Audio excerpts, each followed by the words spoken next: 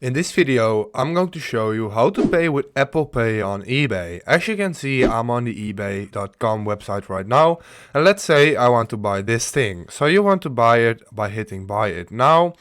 And now you can see all the available payment methods. It's a credit card or debit card, PayPal credit or PayPal balance, or Google Pay.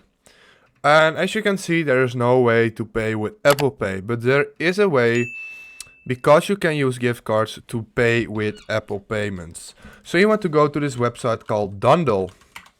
This website is Dundle, buy e-gift cards online instantly. As you can see here, you can buy tons of online gift cards for Amazon, eBay, Google Play and other games. So you want to buy eBay one by hitting this. Let's say you want to buy one for $25 and then hit checkout. And then hit checkout again, and as you can see, this website has ton of payment methods.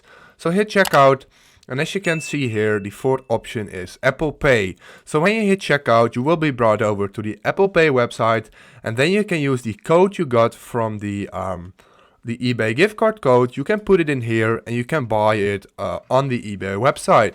If this video helped you out, please leave a like, please subscribe, and see you next time. Bye.